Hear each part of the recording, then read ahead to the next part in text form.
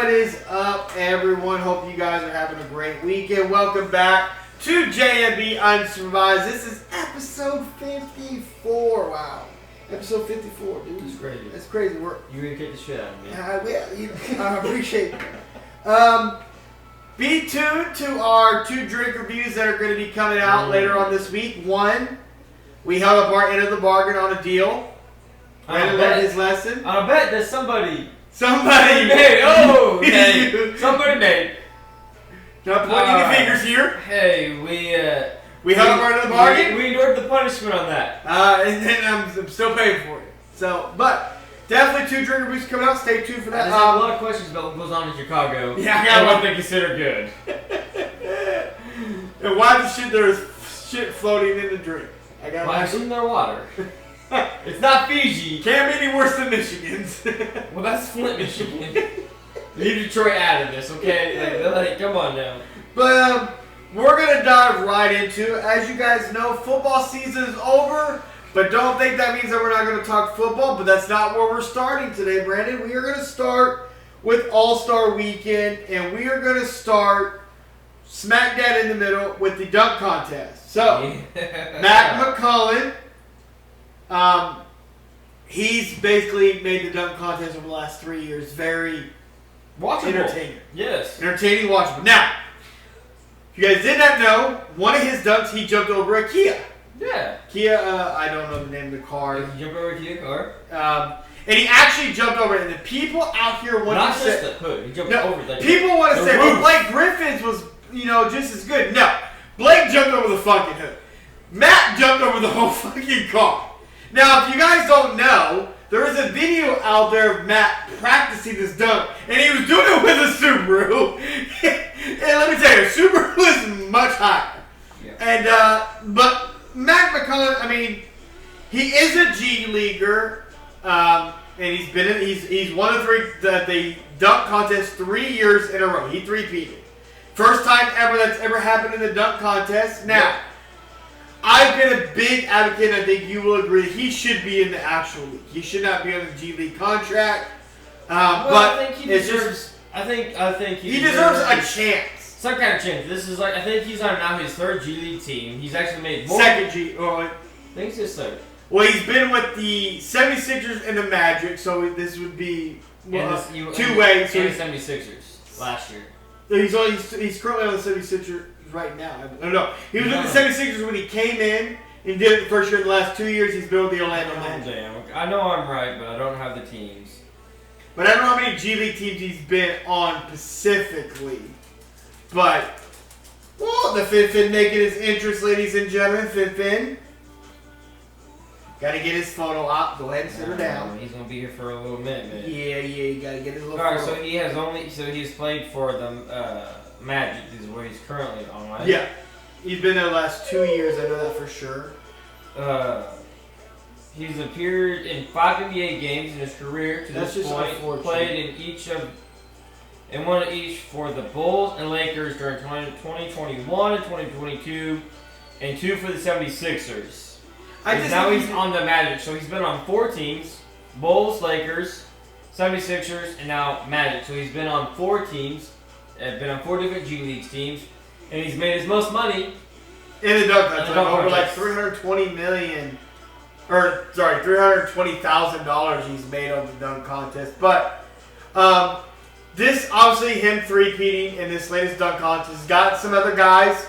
Again, you take it with a grain of salt because it's just all Twitter talk. But Aaron Gordon, Zach LaVine, Giannis Antetokounmpo all talking about. Man, maybe I want to get back in the dunk contest or participate in the dunk contest. But you have to admit what Mac McCullen's been able to do. And to a degree, some may say it's a little embarrassing that a G Leaguer is winning the dunk contest. And you have a point in that saying because he technically is a G Leaguer even though he's on a 2-way deal. All his games is played is in the G League. But... yeah, I mean, I definitely do like what he's been able to do with dunk, and this year especially. The dunks he put in now, a lot of people feel like Castle for the San Antonio Spurs, they feel like maybe he should have won the dunk contest. We went back and watched those dunks. And I have to say, I would still give the edge to Mac McClellan just because of the car dunk, dude. Like, he cleared the top of an entire fucking car. I just thought Matt McClellan had the best. It's not. And when they how they rate it, it's not best from your first dunk to your last dunk. But I just feel like he brought the best. The best dunk from the beginning to end. He brought the energy from the beginning to end. Versus Castle. When he jumped off the car, he's literally floating and just holding on, and then he had the dunk where he jumped, touched the rim with the ball, and then dunked. Come on. What he was able to do was just. When they asked him, so obviously he's three-peated. They asked him to come back. Do you think? Would you be more intrigued if he comes back versus if Zach LaVine, Aaron Gordon, and Giannis actually step up to the plate? I have to tell you this. If those guys stepped up and he came in and he won against that, dude, I'm not saying win. I'm saying would you be more intrigued with or without him with that star power in Los Angeles next year? I'd be intrigued with those guys, and I'd just be as intrigued if he was there too. So no matter what, the star power is there, you'd be just as equally as intrigued to it. And absolutely, you're wrong. If he is there with that star power, that is 1,000% bringing the dunk contest back. You have the three times. You have the back. You have the Zach LaVine. You have the Aaron Gordon. We saw what those two did. You have Aaron Gordon and Zach LaVine with the three-peat dunk contest, bringing Zion probably, bringing Giannis, bringing Ja for the first time ever to the dunk contest with the three-peat guy. Absolutely bring the three-peat. You think we get a 41-year-old LeBron? No, absolutely not. Put a note on LeBron real quick before we move off the dunk contest. If we can get them in LA, those guys in the dunk contest, that'd be pretty good. That would break all records. That would probably reinstate the dunk contest as the highlight of all of it. So, in my opinion, with him there, without him, that brings all the stars. If the stars show up, everybody will show up. I think regardless, I think he'll be there again. Well,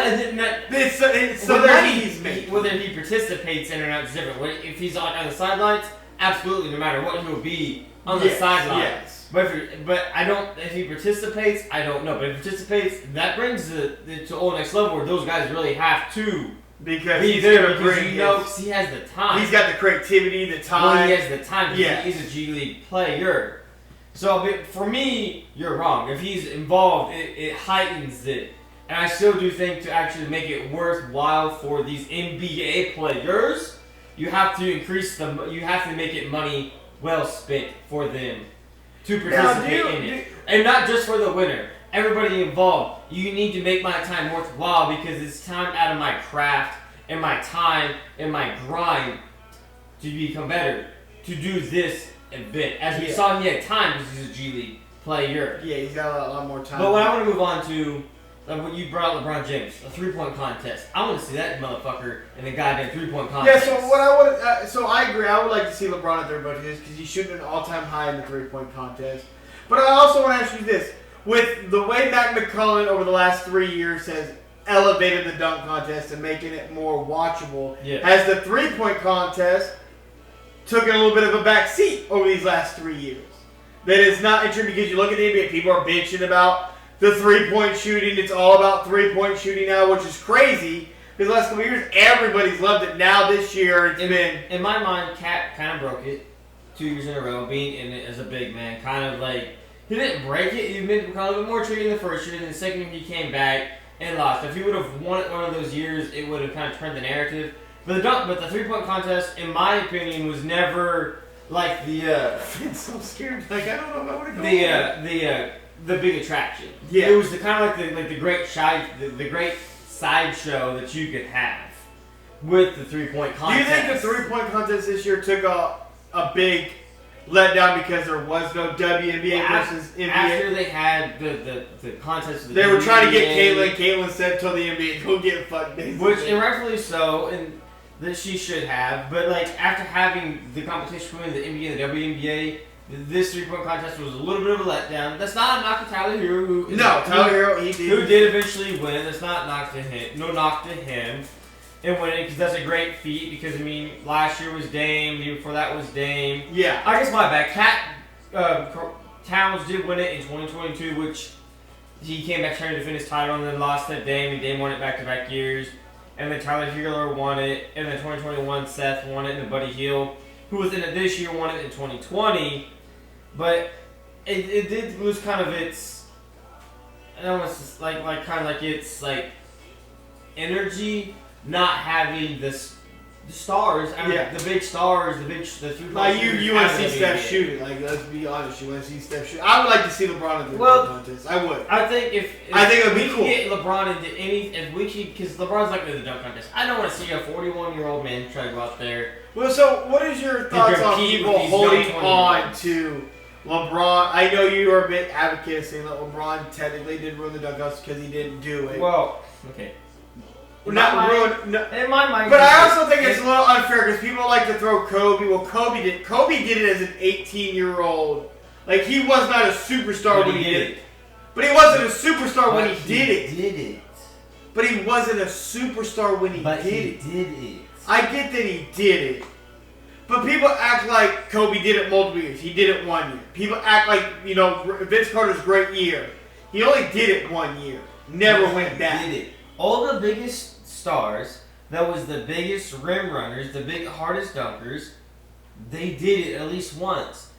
But why does nobody But LeBron, see the problem with me in that is that LeBron teased everybody in 2014. He teased it in 2010, and then he teased it with the Miami Heat like 2013 when he held his own dunk contest in practice. With the team, yeah. So that's kind of my biggest problem and I think that he kind of broke it and broke the narrative that just because you're an all-star, just because you're all NBA, just because you're a future Hall of Famer, don't mean you gotta do this little side show. Like if you're an all-star, just half-ass participate in the all-star game. Okay. That's all you really gotta do, and that's where I hold LeBron James accountable, because everybody leading up to him did that. And then you guys said, well, I'm not an in-game dunker. Okay, but Jaylen Brown did it last year, and his dunks were just kind of hard, weren't really creative. And they weren't really impressive, but a 6'8" LeBron James, 250 that just fucking just beats the shit out of the rim. We all want to enjoy and love that, and he chose not to do it. I don't know why, but at 41 next year, because he's coming back next year. We're going another year of LeBron James and the Lakers. I don't want him in the dunk contest facing off prime 20-year-olds. Do you have a problem with LeBron and Bronny declining the skills challenge? That would have made the skill challenge a lot more interesting, even though Chris Paul and Victor tried to find very interesting. They tried to find a little loophole, but I think they did. Honestly, I think they did. I think they won. They had the quickest time. 47 seconds. They had the quickest time. Whether or not you like what they did or not, some people said that. I thought that was very creative. And honestly, Victor went to 5 different people to ask, can we do this? And they were like, so I got to throw the ball. And they said yes, and he technically, they did it. I mean, how you said the rules was, just because you didn't like the rules, didn't mean you had to disqualify them. And Chris Paul just followed the young guy. He did. He won. He did. He did. And honestly, it was funny. They were. I'm not here for the hate. That was funny. And honestly, we probably should have won. They had the quickest time. Whether or not they followed, they did what you wanted, was a different story. I think that was kind of the point. Yeah. That was kind of a little bit over the point. But a little bit quick note with Victor. When I was talking about Victor Wembanyama. Yeah, go ahead. But there was some breaking news. He is now reported to be out for the rest of the season with a blood clot in his right shoulder. It is called. Give me just 1 second. I gotta get the proper name here for Victor Wembanyama is expected to miss the remainder of the season with a deep vein thrombosis in his right shoulder. So some people kind of have speculated that's kind of. Now the Spurs believe it is an insulated incident. Yes. Did not spread. He should be ready to go by next year. They are monitoring and trying to find the right treatment to. It's not a Chris Bosh kind of blood clot. It's not. Because Chris Bosh was in his chest. It's a semi-concern with him being such a big, tall guy. But it's a very. But it's also, again, I credit the Spurs organization for catching it. I go back to a lot of former Spurs, a.k.a. Kawhi Leonard, to trash the medical staff. That is a big Wembanyama said, hey, My shoulder don't feel right. And they ran tests for over 24 hours. Who would have thought to run for a blood clot? And they did and caught this very... Like, imagine if you didn't catch this. This could be very life-threatening. Obviously, it's very dangerous. It could have turned into something more that could have So, again, shout out to the Spurs medical staff because, again, it's one of the best staff, I personally think, in the entire NBA. I mean, it's hard to say that when somebody that's the face of the Clippers and that won a championship with the Toronto Raptors had issues with, but it is a nice nod to a medical staff to be able to catch something like that. Yeah, absolutely. I'm not gonna say one of the better ones, but definitely kind of a nod to them. And which obviously could save his career long term by catching something like this and a very young guy. It's just unfortunate. He was only 19, 20 years old. It's just unfortunate for Victor. He was having a great year. A little bit unfortunate. They made the trade deadline acquisition to get Fox. If I'm the Spurs, I'm not going to dwell on this too much because we're going to get into it later. But I would shut down Fox too, get him the surgery on his hand that he needs to get done, and just try to recoup whatever you can draft wise, get whatever pick you can, and get ready for next season, man. Because it's just unfortunate. It's very sad. Well, we're on the subject. So, do you try to shut down Darren Fox? I do. I shut down Fox. Go ahead, shut him down. Do you try quote unquote in the NBA tank out for a Cooper flag? Maybe I would. I'd go ahead. Victor's out, and it's unfortunate because now you don't get to see Wemby and Fox get the chemistry. Bro, but that's going to be. So you shut Fox down. You let the young guys develop even more. Put them out there. Get them ready. And then do whatever you got to do to try to get whatever pick you can. So you think you should tank, and then let the young guys get experience. Yeah, that's what I was asking. I was asking and just get ready for the next season. Man, that's the best. That's the best course of action for the San Antonio Spurs. Because Greg Popovich is still not back yet after dealing with the medical emergency that he got. But that's that. And it gets everybody ready. So, staying on the All-Star. Thoughts on the All-Star game format. Obviously, it was there was a couple different teams. You had Chuck's team, Kenny's team, and Shaq's team, and then the Rising Stars. Yep. Me personally, overall, when you talk about now, I want to get into this. This is crazy stat. So, the commercials and breaks from the All-Star game was 2 hours and 26 minutes. Damn, Finn. God damn. Dude. Finn definitely made his cameo. Woo! The commercials and breaks again was 2 hours and 26 minutes. God, that was bad. Congratulations, Finn. That was a lot of commercials and breaks. There was a lot of didn't make sense. Kevin Hart, they brought in Kevin Hart, and Kevin Hart's a funny guy, but some of the shit just didn't hit. It just seemed like it was more. It was forced. Kind of like cameos and more like trying to be like entertain. Kind of like a roast. Kind of like Tom Brady's roast. Kind of like it was weird commercials and like the NBA players are standing there like, why are we doing versus like an actual basketball. And think about the All-Star game. All the games played, all the games that they did, timed up to only be 33 minutes and 41 seconds. That's horrible. Again, like people don't tune in to listen to the commentators and the talking heads. They tune in to watch the game. And that's all I really kind of got to say about really the format. The only other thing I say about the format is I like the idea of the NBA pushing the Rising Stars.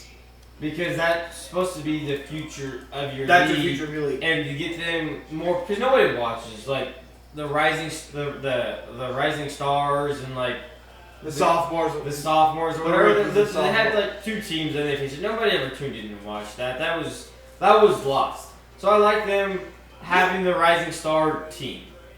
I thought that was good. A lot of NBA players didn't like. So speaking of it, Draymond Green said that he felt disrespected because guys worked all season for this honor, and yet they're going to bring the Rising Stars in on Sunday. Well, Draymond, I can't help but you feel that way. I can't help that his peak was a handful of years, meant a handful of All-Star games, and he'll never be back. And he's only there because, honestly, it's not even a shot at him, but he's only relative because of sports media and Steph Curry and he's on the Warriors too, when he retires, if he leaves broadcasting, no one's going to follow that podcast. I'm sorry, but it'd be very few and little, as if I didn't even talk, but nobody will, and he'll fall to the wayside because he's not a big name. He had his time to shine. For Draymond Green, but it's not a shot at him because it's well deserved. But I think having the Rising Stars on the biggest stage on the weekend, on All-Star Weekend, was a great idea. Now the format and how they've gone about different matchups, questionable. Do you think that maybe the NBA needs to go back to the West versus East format, lower the target score to like 100 points, something like that to get it more? I think somehow they need to include the Rising Stars because that's your product. Because they have an issue with viewership here in the handful of years. They have an issue with American viewership, not overseas viewership, but here in America they've had issues with viewership. Yeah. So I think incorporating them allows you to see that kind of skill set, and maybe you kind of see a guy that you don't get to see a whole lot of because maybe they're on, on Charlotte, or maybe they're on in OKC, or maybe they're coming to a smaller market, but they're a rising star, and you actually see them on the biggest stage, being across America. But I also would it's been pointed out that Victor Wembanyama to me seemed like he had a big issue with not a whole lot of defense being played in some of those games. He did. Maybe the first half, we do a lot of fuckery shit. We're kind of messing around, half court shots, a lot of alley self alley oops, a lot of fun stuff, show off your skill set type of ordeal, and then after halftime, it's the best to 50 or 60. Let's play ball. You play harder in the off season and the YMCA. I do think that the I wouldn't say the casual fan, but I think fans in general need to accept that the All-Star game that you saw in the 80s, the 90s, the 2000s, those are not the games you're going to see anymore. I want you and I to go play a pickup game. We're not doing that. We're playing a pickup game. I'm breaking a sweat. I'm you're saying, me and you, we're brothers, we're friends, but we step on the court and we're on opposite sides. Dog, we go into war. It's gonna be a battle. That's what the fans want, and that's what we know these dudes do behind closed doors. That's what especially those runs at UCLA. We've seen them on tape. We've seen them. We've seen them at Melo's gym in New York. Through New York, and they go to work, dog. Chet got hurt in one of them. That's what we want to see. The best of the best NBA has to offer. That's what we want to see. But y'all act we ain't trying to get hurt. But you do it in the off season. Do you think that maybe that the All-Star break maybe needs to be a little bit longer to give? So if they're gonna go hard at that, they get a little bit more rest because you get what I'm saying? Because I know it's a shitty thing to say. It's legitimately almost a damn week. That's fair. You literally play I think most during the season. Well, the NBA week was Saturday, Sunday, and I think guys start playing again Tuesday, Wednesday. So during the goddamn regular season of 82, it's during the how many games in the season? 82. 82 games. Yeah, 82. They play 4 or 5 games in 7 weeks, so we work 5 days a week. Yeah, and those guys, to quote Charles Barkley, if you can't play basketball don't tell 5 times a week, Joel Embiid's gonna fall over. Careful now. Joel Embiid's going out for surgery again. Joel Embiid done. Shut him down. No, that's not an excuse. That's you're getting paid millions and millions of dollars. Well, we have to go to work every damn day to make a living. These dudes are playing a sport. Yeah, I don't have anything for that. The WNBA in there added the 1v1 tournament. Adam Silver said he's thinking about adding a 1v1 tournament, put him $1 million. Does that intrigue you? A little bit, yeah. I want to see that. I want to see Kyrie. I want to see Kyrie, Durant. I would like LeBron to enter it, but he's 40. He's gonna be 41. No. I don't think he's gonna enter it. Boy, I got Kyrie. Give me all the dollars on Kyrie. But take it. Victor get ball first. I don't know. You get the ball back up. Victor and Kevin Durant 1v1 and dude, tell me you wouldn't. We're about to see who's taller. About to see who's taller. Joker get in this 1v1 tournament, dude, would be crazy. We're that height. Do you think if they did a 1v1 tournament, they'd have to break them down or just let them go? Just clearly it's how goddamn hell is goddamn Victor going to... How Kyrie was not Victor? Vic be like, I'm a point guard, dog. Remember like Dante X for a couple years ago? I'm a point guard. Vic be like, I'm a point guard, dog. No. I'd like to see it. I would like to see it. After said he put up like $1 million as the grand winning prize. You know, could put a little bit of money up. The WNBA best to what though? Where do you go to? 7, 11, 21? I think it's best to 11. You got to go to 11. That's 1v1 to 11. Make you take it? No, I think it's got to be straight up. Is there any limit on how long you get the ball offensively? I think no more than 5 dribbles. King of the court, you do no more than 3. I would give him 5. I got a shot clock at 8. You give him a shot clock at 8 seconds? I would roll that. I would definitely roll with that 8 seconds. Because on 5 dribbles, that's a lot of jab. It's kind of a little bit of a shove. You got 8 seconds. Get in your bag and get it. Because 8 seconds to play defense? I could rock with that. I would love that. 1v1 tournament, Adam Silver. 8-second shot clock, 1v1 tournament. That right there. Call Brennan up. Make sure you give him some money, dog. He needs it. Of course I would like to. Let's see where we got. Draymond Green also made some other comments about the NBA and how it's boring. Draymond said it's very boring. And Hall of Famer, legend, one of the greats of all time, Oscar Robertson, the big O, the original triple-double, said it might be boring to him because if he's not passing the ball to Curry, what is he doing? Not to single that out because I think he knows how to play basketball, but he's passing the ball to Curry more than anyone. You want to talk about absolutely getting roasted? Like, that's obviously talking about a lot of 3 balls, and Draymond, I mean, doesn't really do much on the basketball court anymore, but give the ball to Curry, get the fuck out of the way.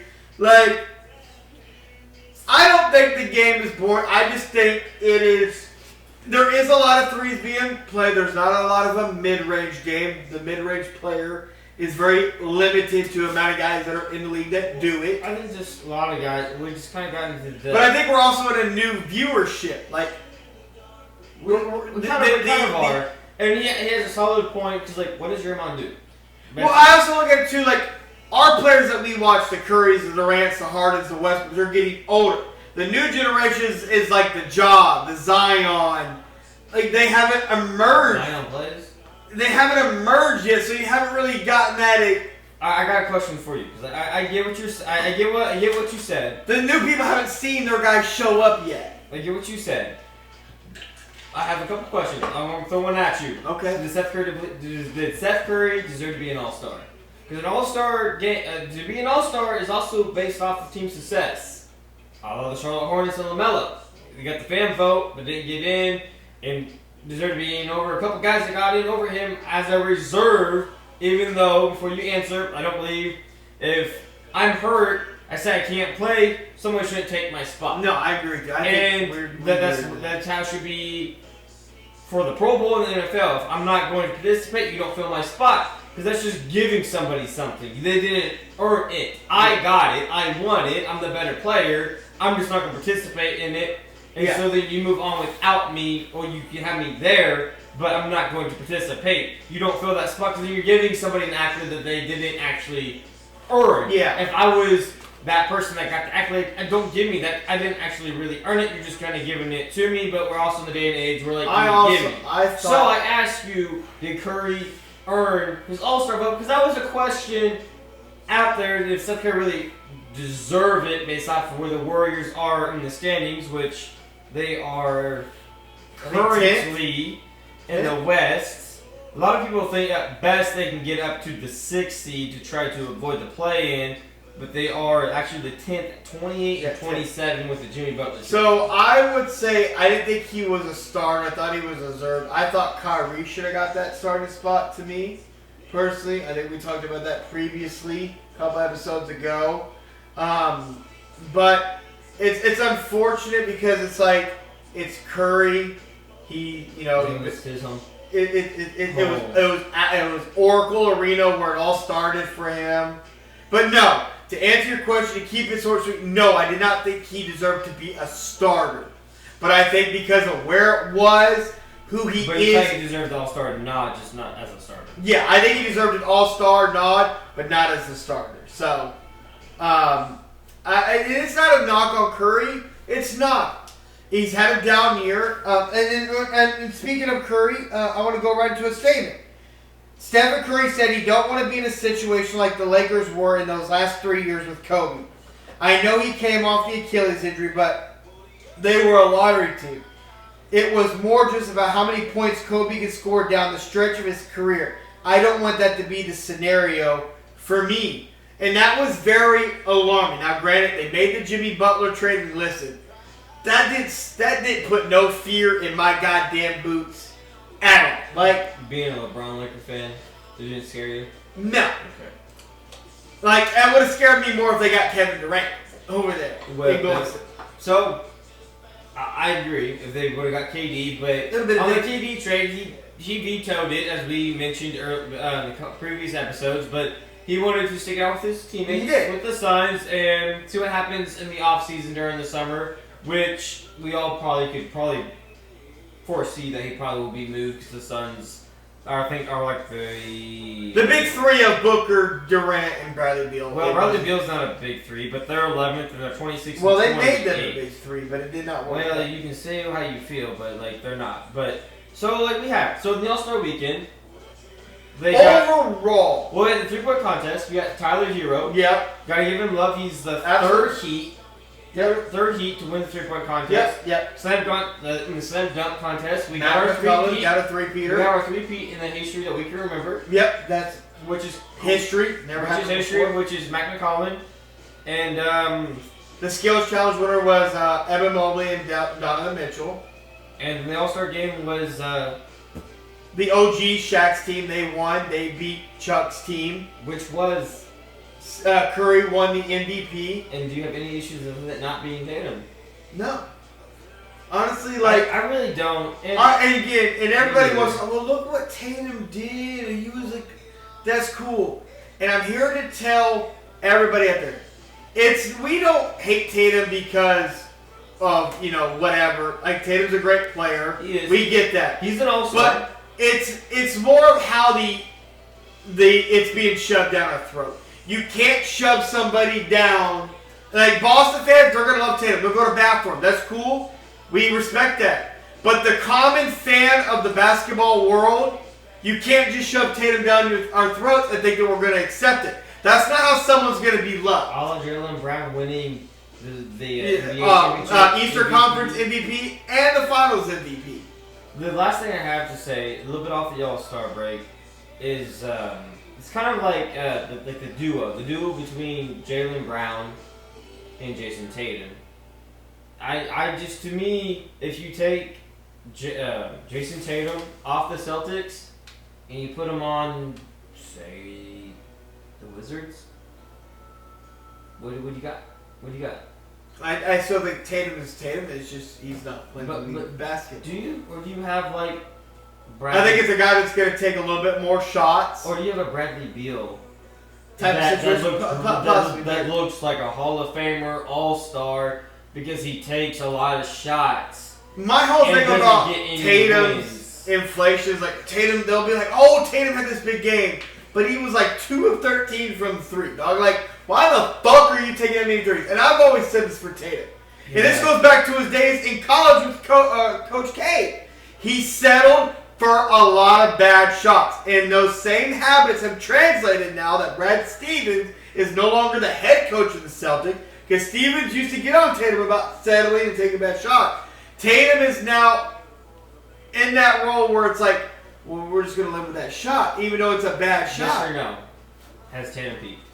Yeah, Tatum 100% peaked. And that, again, that's not a knock on him. It's just his ceiling just was not as high as people thought it was going to be. Before we move on from basketball, I do believe, yes or no, has Jaylen Brown peaked?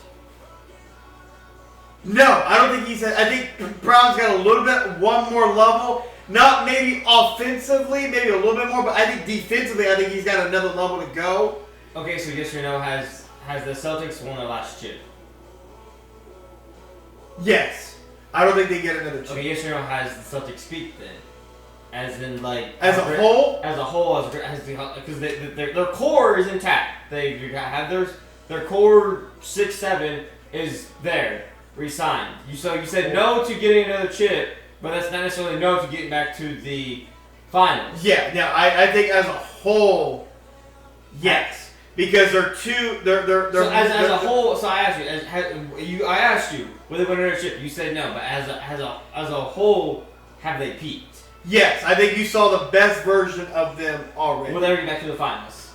I think they could get back to a finals, but I don't think they win the finals. And again, that's not me being a Celtics fan. All right, so quickly, Celtics OKC this year. I'd give it to OKC. Okay, then like if you went OKC or if you went Denver and okay, OKC or not OKC, but you got Celtics, Grizz. I'd probably go Celtics. They're second. And then the Nuggets are right there, the same record. Nuggets. I'd take the Nuggets. Who the fuck's guarding Jokic? I'm sorry. Al Horford would get. All right. What about if they meet up with the Cavs? Celtics and Cavs, like Eastern Conference Finals.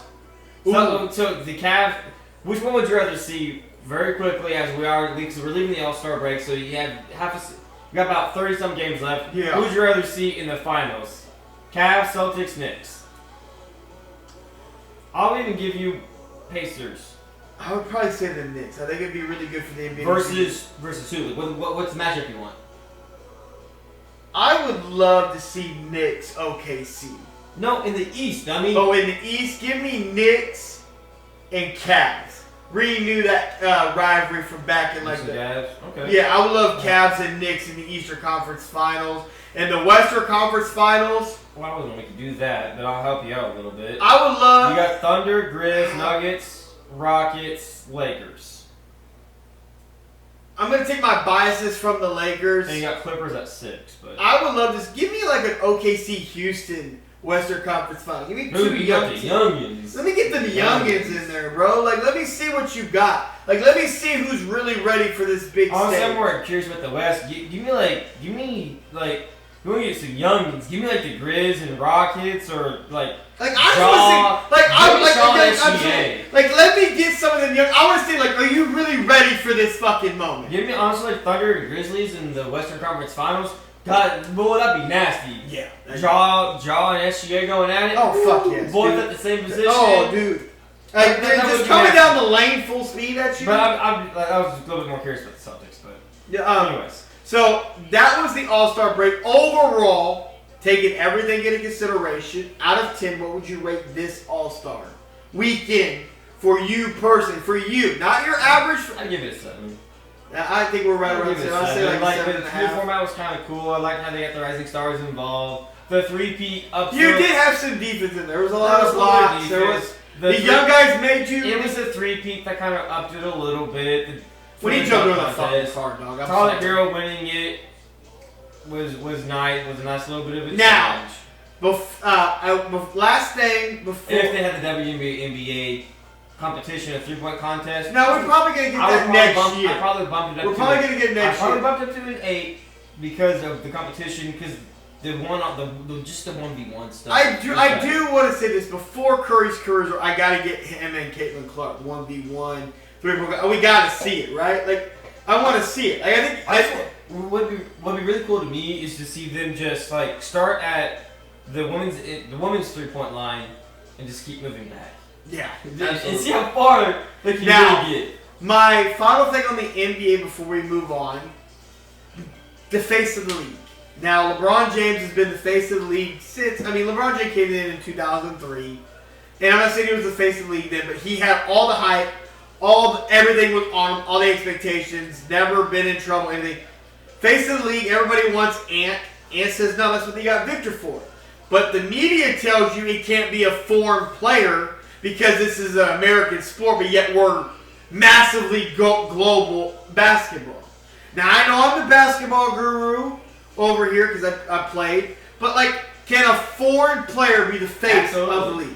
Absolutely. Like, why do you think they say a foreign player can't be? Like, why is that such a bad thing? Because they just think... Because he don't live here, he goes back home? Because they just think of the American brand. They don't think of anything anything else outside of that. But I guarantee you, if you dig deep into Jordan's brand, Kobe's brand, Bron's brand... China, dog. Like, China. Like, that's where everything is. Why do you think they... You remember the Redeem team? Like, Kobe was. Why do you think they go overseas? Well, yeah, it's to broaden the brand. Why do you think the NFL's trying to do so? Why do you think the NFL has, I think, like 5 games now that's being overseas next year to broaden the brand? You got the NBA talking about trying to start a league. Now it can't. It has to be obviously the money's made here in the States. Yes. In the 50 states, but who is your face of the league? It can be. Take Braun, it can be a foreign player here, but they also have to embrace like the American culture per se. You can't like Joker. He don't want it. He wants like Giannis talks about eating American. Giannis is too old. Giannis is too old. Who's your face, Brandon? Who's your face of the NBA? Take out Steph, KD, and Braun. I got it. Who's your face? It's easy for me to say because currently it is LeBron James. Yes. The quote unquote GOAT, not GOAT. But if you remove him out of it, it is very simple to me that it's Luka. Hands down, going to the Lakers, getting moved out of Dallas Mavericks. You're on this one. You're not letting this one go. He's on the biggest stage, on the biggest or second biggest, depending on it's Lakers and Celtics. It's the biggest teams in the NBA. New York, the biggest market. New York, little brother. Well, they're like your little brother that's annoying that you say, hey, you want to go to the gas station? And the middle brother says no, and the little brother says yes. That's them. They get the fuck out of here. That's New York. Okay. No, it's not the Knicks. Like they're in a big market, yes, but sorry, Jalen Brunson, but no. 2 biggest markets that people care about is Boston and like in LA, but it's really LA is the biggest market, and Luka's there. Luka was already deemed crowned the top 3 player before he got traded. He's 25, man. And supposedly 270 pounds, dropping 30, 15, and 8. And not to quote Ant, but if you're doing that, you're cool with me, dog. Mm-hmm. And if it's not Luka, for me, like the boy, like give me some more of would be Ant. But I told you yesterday when we went to work, I tried to pull up the Lakers game. Man, it wasn't on regular TV, so I couldn't watch Luka and LeBron face off against the Hornets, and I was disappointed. Well, that's also an NBA. But that's why, to me, when they got Luka, I'm like, Luka's it. Luka's the face of the league. They got what they want. The league got handed a golden age. Yeah. To me, it's Luka. Who you got? If not Luka, give me somebody else that's not Luka. Man. Or Ant. Me personally. And Luka is a foreign player, but he's also embraced the American way. Somebody I'm going to go with 2 different guys. I do want to say Ja has a chance if he can clean up the outside, but I honestly want to say SGA from OKC. And that's not because he's close to me and we can go watch him and we're going to get an opportunity to go see him play in April against our Lakers. But what SGA is doing right now, averaging I think like 33, 34 points per game. He's got OKC number 1 in the West, if I'm not mistaken, correct? They are number 1 in the West. Averaging 32, 5, and 6, like, 52% from the field. I do think he has a great ability to. He's also embraced the American thing. He's a Canadian-born player, obviously not American-born, but I would give him, if it's not Luka and those other guys, I would give Ja and SGA. But there's news out there that Ja could be traded, which is fucking wild. But again, Luka gets traded, anybody can get fucking traded at this point, dog. Like, but if Ja gets moved off the Grizzlies to a bigger market, then that ups his chances even more too. It excites the thing, depending on where he can land. If he can stay grounded, out of trying to be.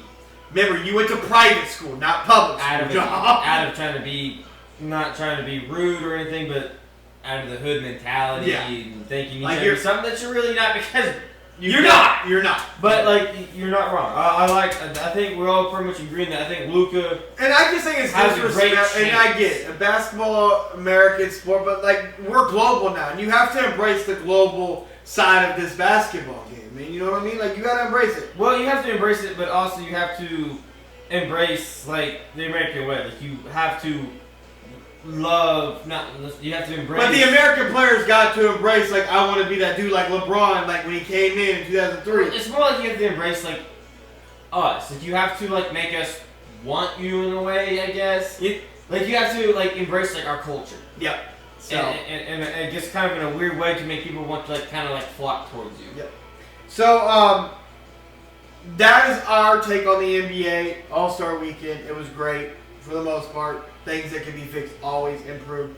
Let us know what y'all think about the All-Star. Let us know who you think you're facing the league as well. Needs to do, what they should change, or what kind of like challenge or 3-point challenge that they need to add to make you want to tune into their All-Star Weekend. Told you that just because the NFL season's over doesn't mean that we're done talking football. Like we're talking football. We're talking football. I got some breaking news. Oh shit! Breaking news: nighttime Cowboys Pro Bowl guard Zach Martin has informed the team he does intend to retire via Rappaport and Mike Garafalo. Well, you heard it here first. Brandon dropped it right here. Obviously, breaking news: ESPN, Ian Rappaport dropped it as well. Zach Martin has retired for the Cowboys.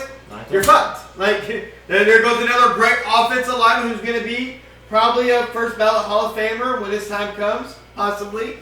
We'll have to wait and see, but that's pretty incredible. That's big news. So you want to go ahead and just jump in? I'm going to jump right in. Justin Tucker, dog. Like, can we have, like, man. So we have more breaking news on Justin Tucker, Brandon. Like, several additional massage therapists have accused Ravens kicker Justin Tucker of inappropriate sexual behavior, bringing the total to 16 women at 8 Baltimore area spas. Bro, you're a kicker. Bro, who did you piss off? Hey. Like this, is he out the league? Is he up? Like, we're entering like a conversation where he could be out the league. I don't know. Deshaun Watkins still got a job, but kicker, quarterback. Call up the Browns. Call up the Browns. You better call the Patriots. Robert Kraft, please take me, dog. Is it weird that he hasn't came out? There's been no statement. Well, he had the one statement when it first broke, but we have had no statement since. Like, it's hard, dog. You went 16 women, 8 different Baltimore area spas. We've had reports that he left, his babies on the table, like out there to die. Like this is crazy. To me, in all seriousness, I think we're approaching, dog. Like you might be out the league. Because it's not like you're a wide receiver. It's not like you're a quarterback who is a be all of a franchise. Like you're a fucking kicker. Well, you could be all those, and it doesn't really matter. As we saw, you could be Deshaun Watson with allegations. You get apparently a full guarantee contract for the Browns. That's why I make the joke that he needs to contact the Browns as soon as possible to get onto that roster, to get his contract.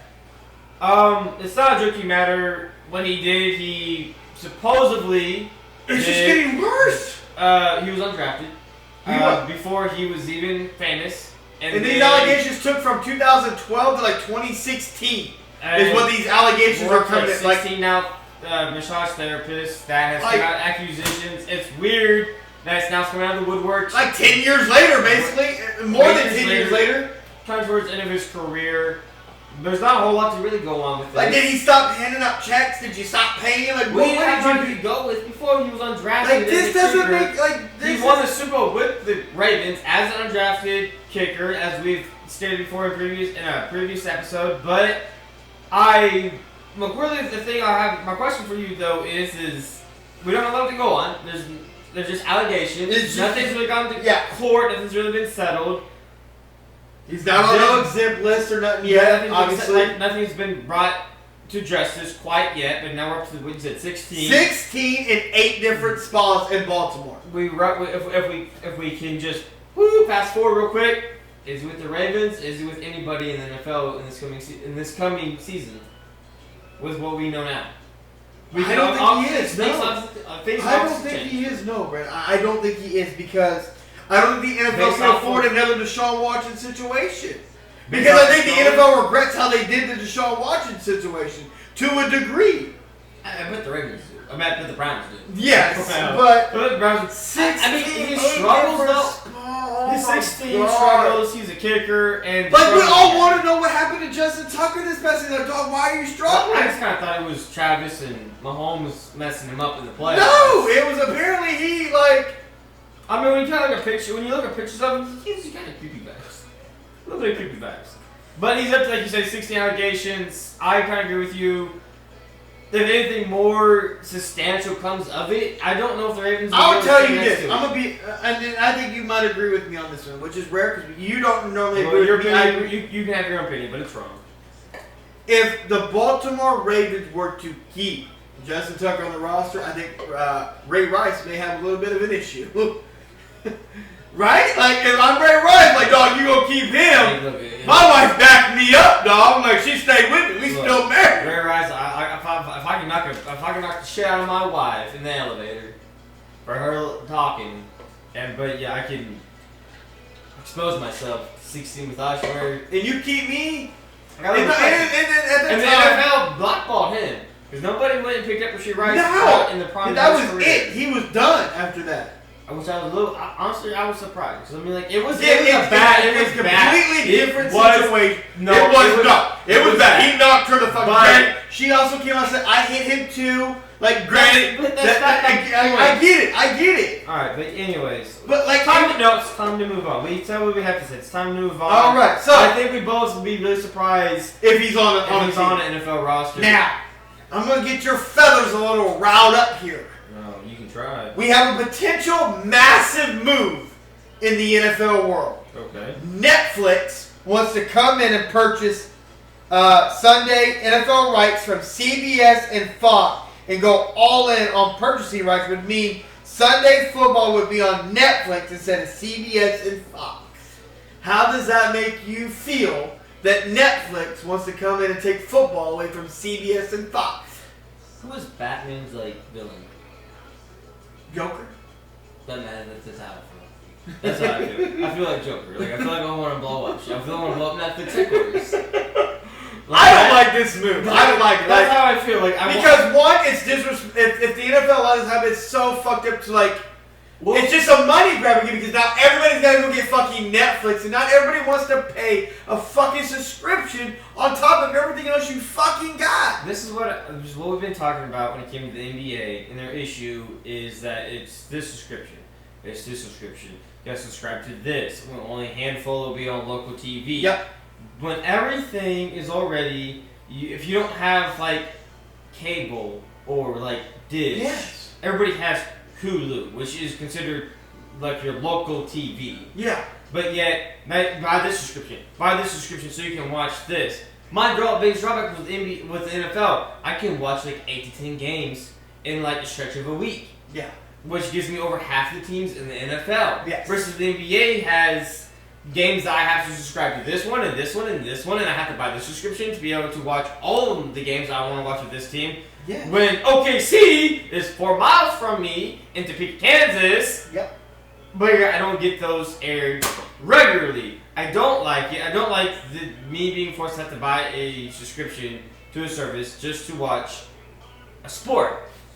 Yeah. There's a good friend of ours that only buys YouTube TV during football season just so he can watch his favorite team in the Buffalo Bills. And as soon as the season's over, he cancels it. Which hopefully we'll have him on here as a special guest here hopefully soon. And that's what the NFL's going to start turning themselves into, their ratings and all the money that they are just flopping around in is going to go away if they start we have all these limiting how you can watch your games. Yeah. They already kind of did the playoffs a little bit like that, which we kind of get from Peacock to... there's only so many playoff games. Yeah, it's single elimination. So, okay, I don't like it, hate it, will never want it, never like it.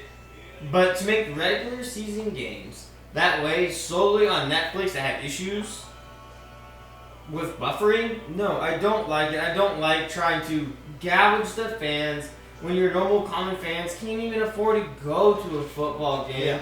And their only outlet every week is on Sunday to watch their favorite team or favorite player play. I gotta pay whatever the subscription would be. Because who says it's, say Netflix for a subscription is, I don't know, guys. Say it's, you have to correct me in the comments. Say it's $10. Yeah. For a subscription, but for the NFL package, $20. Yeah. Now it's $20 for, what is it, 8 to 10 months just to watch your favorite team play? It's not fair. They might not be able to afford that, and they're going to lose viewership, and I hate that, and I hope that doesn't come. No, I agree. I hope that does not happen. Hopefully CBS and Fox fight hard because we already got to deal with the subscriptions come playoff time. From Peacock to Netflix. You got Amazon Prime games. But Amazon Prime's a bit different. Yes. Because who doesn't have Amazon Prime? Yeah. Because Amazon's so overused. It's used for everything. Yeah. So Amazon doesn't really get me, but it's everybody else that kind of gets me. Yep. But we'll see. We'll see Hopefully that doesn't happen. So we have a new segment we are bringing to you guys. Brandon and I cooked this up over the last couple of days. We're going to do one NFC team and one AFC team. And we're going to go over a couple of points of that team that we think can help them get to, we would say, more winning culture. Well, they're kind of like, quote unquote, like their biggest need. Yeah, so this week we are doing the NFC West and we're doing the AFC South. So we're going to start with the NFC West first. We're going to start with the Arizona Cardinals. Okay. They were 8-9 this past season. They obviously missed the playoffs. What are some things? Well, what do the Cardinals need? Me personally, I think they need wide receiver help. I think they need wide receiver help. Marvin Harrison Jr. Well, they need more. That's a Hershey kick. They need a little bit more. Okay. I do think they need a running back, and they do need an offensive line. So to me, the Cardinals, I think their biggest need is not necessarily offensively. I think that Marvin Harrison Jr., I think he's a stud of studs. I think he'll develop into that. James Conner in the backfield, no question there. To me, it's defensively. I think they'd be best if they added something into their front seven, whether it's on the D line. More probably a stud on the defense. They need to start hitting on some of these draft picks. Defense. I think to me they should need to go whether it's a trade or a pick because they pick. I believe. I think it's 12th, isn't it? Yeah, I think they drafted in the top 15. I think they need to try to get themselves a stud D in. They think they try to generate some pass rush. If they could try to trade to get that dude from Penn State, who quote unquote they're calling that next Micah Parsons. I think they need. My need for the Cardinals, I think they need a pass rush and somewhere in the front seven, whether it comes from like the linebacking because you have the linebacker D hybrids nowadays. Or just a straight up I agree. Like a Jared Allen, George Karlaftis type, just straight up deep. I like their secondary. They got Buda Baker back there, who they extended. But he's a little bit older. He's getting older. He's a veteran guy. But it really also comes down to Kyle Murray's got to be more like. At what point are you gonna finally lock in, dog? Well, this would be his second year in that system. Yes. Which could be big for him, and trying to make him lock in fully would be, huge from beginning to end. If Call of Duty could just not release anything, Cardinals fans would be very happy. But I do think that, to me, the biggest need is trying to get some kind of stud on the defensive line. I can respect that. I respect that. The next team up, we got the LA Rams. They were 10-7 this past season. They were in the playoffs. This team is tough what they really need because they got a young defense, but they want to trade Cooper Kupp without even coming to him and asking him, do you want to reconstruct your deal? They're like, we'll eat $40 million of his dead money to trade him. Right. Then there's Stafford who doesn't. They want to move off Stafford because of his wife, apparently. Well, talking too much in the media. They also want to restructure his deal. He don't want to do it. So, those two could be on the move, but... So, hypothetically speaking, let's say... Let's do if they keep all those guys. No, Kupp will be gone. Kupp will be traded or cut. And Matthew Stafford will either be there or be traded. But let's say he stays and Kupp's gone. What do they need? To me, I would like them to run it back with the same guys and maybe I think they need a right guard. I think they need a better right guard and then the defense was young, maybe add a little bit more veterans. I think they could be good to go to run it back in the NFC East or the NFC. So to be honest, for me, Cup gone. I think they need to add a little bit more of a tackle. I think the left tackle was okay. And so we're both agreed on the offensive line, and I think they need to add something. If they keep Kyron Williams, I think they need to add a secondary option with him. Okay. With moving off of Cup. But in my opinion, they need to. That's my thought. Is they need to either if that's how it lays out the Cups. If Cooper Kupp is gone, if Cooper Kupp is gone, they either need to add another back, kind of how Detroit runs it with 2 men set out of the back, or they need that, and they need to add help on the offensive line to keep a very non-mobile Matthew Stafford secure in the pocket. Because that defense is young and it's upcoming with a very young talent back there. They were right there. And I think adding that can't hurt. Bringing in some older vets, like you said, great. But to get him trying to progress into the next level with trying to make a push to the next level, because he's only 37, a couple great years left. Adding a stalwart at left tackle, a guard or so would be great. But honestly, if he can stay healthy too, that'd be if you can get a draft pick there or go get a guy there in free agency and then drafting a guy in the backfield to pair with Kyron Williams to help because he has injury issues is what they need. That's fair. I can respect it. Next up, the San Francisco 49ers. Oh shit! I mean, where you got started? They were 6-11. They missed the playoffs, and you got the Brandon Ayuk situation. They have buyer's remorse already. They regret giving him the contract because they don't like how he handled things, negotiating the contract. You got Debo, who's told them, I want to trade after the players' meeting. I don't know, man. I don't know really, it's just stay healthy. Really is what they need. I mean, you got the Brock Purdy contract, and what is that going to look like? Well, I mean, they're trading Debo. Debo's going to get traded. Somebody's going to trade for Debo and his. But I guess the real question: do they trade Brandon Ayuk too? No, they can't. They can't. Come on. Do they go add a Devontae Adams? No, come on. Could they bring in Devontae Adams? They could, but Brandon Ayuk's not getting traded. When we talked about this, the contracts and the numbers that they hit on the dead cap, they're taking into effect. We're realistic here. We're not playing fantasy here. We're not playing Madden. All right, Brandon's not going nowhere. Debo's gone. Your question of trade is going to be gone or cut. So you got to move on to what they really need. Obviously, they got to stay healthy. If they bring back, obviously they got to bring back Brock Purdy. And if they don't, that's a different story. But in this hypothesis, they bring back Brock Purdy. And they're going to bring back Trent Williams, which are already got an extension. He got re-upped last year. For the last couple of years, he got more money. To me, I think they need to add again a pass rusher alongside Bosa, because Bosa has kind of seemed like he's kind of flamed out a little bit. Yeah, I think they need to try to get a pass rush and a little bit of youth in that segment. I think they need another corner. I think they need to try to get a rush and get some youth in that segment. Yeah, I would agree with that. And then just stay healthy. That's really what comes. Stay healthy. Christian McCaffrey is a big point. Offensively, it's to stay healthy.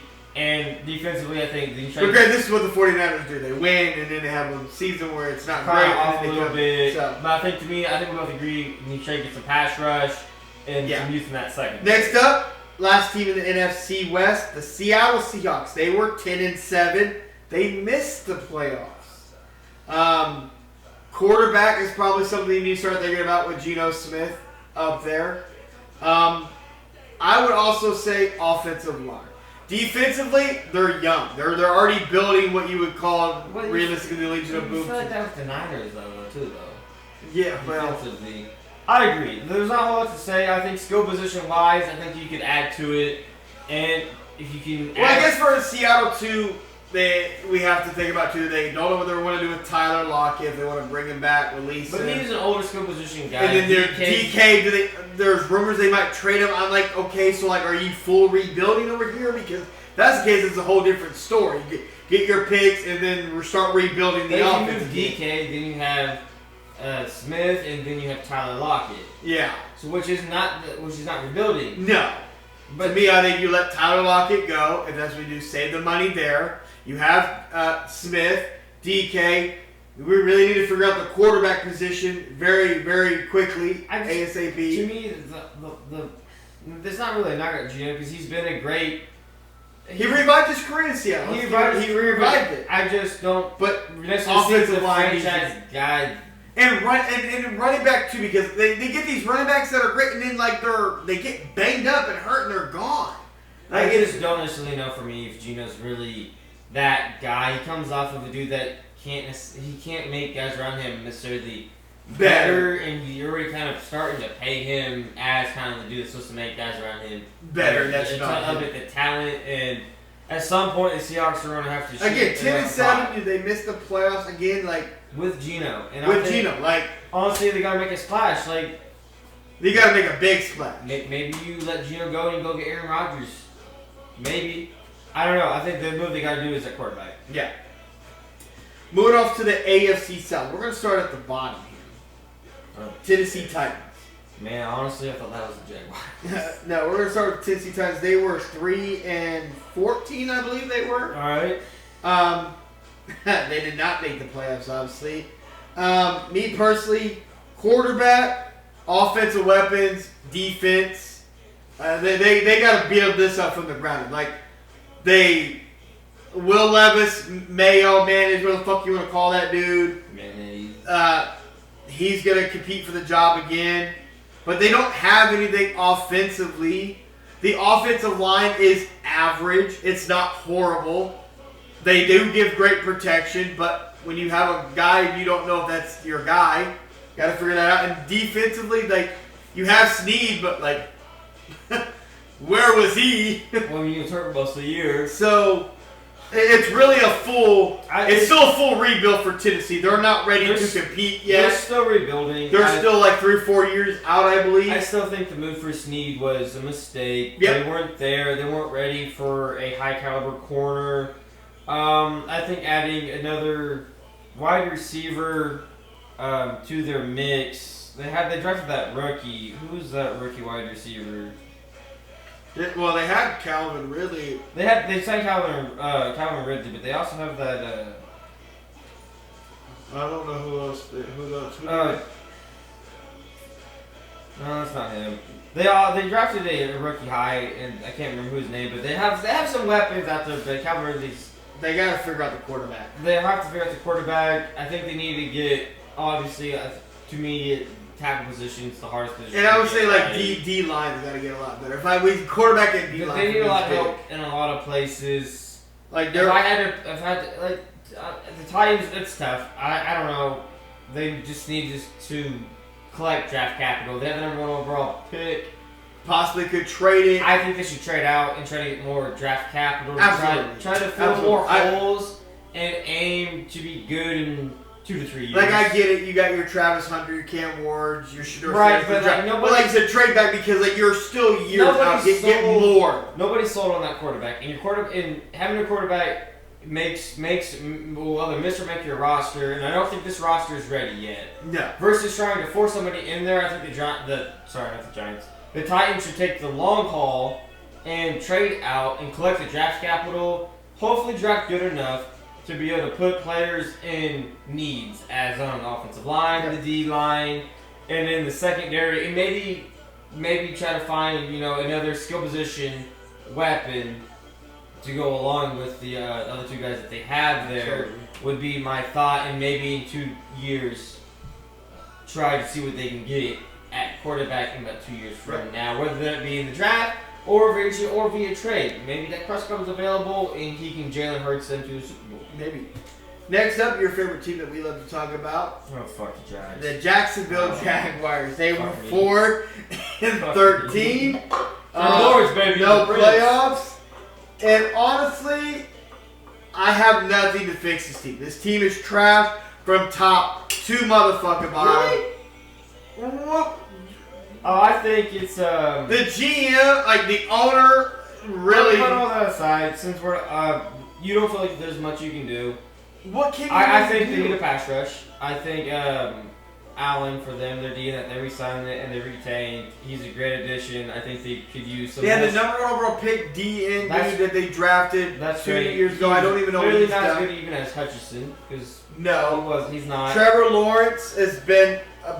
I think they're stuck with him. So you can't remove him. They have a new. They did draft Brian Thomas Jr. from LSU, who was great. He was great. He was great for them. He was a really kind of a bright spot. He was a 1,000-yard receiver. Hopefully, this new regime can maybe find a college. They got new head coach, new GM. They got new everything. So they hopefully, the new car smell. Yeah. So I think they need to try to go D-line and try to help bolster that. If anything, I would say left tackle and left guard. I think there's some issues. Help protect Trevor Lawrence's blind sides that he doesn't see coming. That needs to be beefed up. Yeah. So, Trevor Lawrence needs to sell cars. I really don't know. Moving on to the next team, I think has a lot of potential in the AFC South, the Indianapolis Colts. They were 8-9. They did not make the playoffs. For me, I just think for them, I don't know. They have a lot. I think maybe they need a DN, a good pass rusher, but AR needs to take that leap. He really needs to take that leap. And I think they need a DN and maybe somebody in that free safety, strong safety slot. They need somebody there is solid. I think they need a T. Higgins. Yeah. I think they need a T. Higgins skilled position guy. They need they don't need a draft guy. They need a dude that's been established. Yes. And/or do somebody in the secondary. Because they got running backs, they got receivers, they have a nice tight end. Okay, you just said receivers, but I said T. Higgins and you agreed. No, they need a dude established to kind of help. Well, yes, they need everybody. They need a safety blanket for AR. Yes. And defensively, I do think they could use somebody in the back end. Yeah, I do agree there. And then the final team to wrap up this segment in the AFC South, the Houston Texans. They were 10-7. They did make the playoffs. I think it's linebackers, D-line, and they need a wide receiver too. Okay. Because I don't know how much help these quote unquote Hall of Fame Pro Bowl QBs need, because some QBs don't get all the help. Not everybody's like our guy. They don't get all the help. But I think CJ Stroud, he needs a bounce back. He needs a bounce back here. Yes. I don't care that he won his division. It looked ugly halfway through the season. Yes. He needs to bounce back first and foremost. Second of all, they need help in the interior of their O-line. Their O-line against the great D tackles of the NFL struggle. They need to be able to protect their franchise guy. Yes. And they need to retain Joe Mixon. Yes. He showed that he's worth whatever if he was wanting 13, 15 million, well worth it. He's not on the Saquon Barkley as pedestal, but game changer nonetheless, to be able to keep your offense on track. Yeah. And so I think they need to be able to retain him. And then they do need to have a option. Where did they put Dalton Schultz more in the game plan? Yes. That they should also retain. But they also should be able to look at bringing back. I don't want them to bring back Stephon Diggs. I don't like that option. No. I don't like that idea. It's too much of a diva for such a young team. But they need to find. I do think they need a young option out of the draft is great, in my opinion, for them. But they do just somebody that's a wide receiver too to go along the other side of Nico Collins. Not anybody, but they need a very solid, respectable option that they can rely on when Nico Collins is obviously going to be. I do think they need some depth in that linebacker core. I didn't like the linebacker core. The secondary, their safeties, I don't mind any of those guys. I like what they got back there. That center of their defensive line and the linebacking core for me is something defensive. I think their young defense will mature as they go. I'm not too worried about it because the defense is so young. I think they'll mature with a great defensive-minded head coach. I think bring back Joe Mixon. They need to be more mentally strong after what we heard in this playoff. That's what I was getting to. Bring back Joe Mixon would be huge in a must. Honestly, it's a big must. If you don't bring him back, then it kind of changes your offense in my mind. But if you do that, head coach, quarterback, owner, GM, and your leaders need to get more mentally strong and not to be so washed mentally away weak. I'm sorry. Let's by thinking what refs may or may not call Absolutely. because that was hellaciously off-putish. Yeah. But honestly, those are what we think those teams need to do, changes we need to make. Let us know what you think those teams need or to make them contenders to be able to compete. Obviously, the ultimate goal is the Super Bowl. Yep. Next week, we'll be back with 2 more teams. So make sure you tune in, and we'll see you guys. 2 more conferences. We're going to start having special guests on. We plan on having our guy Isaac in here soon. We'll have our guy Baker in here soon as well. So stay tuned for that. We'll see you guys next week.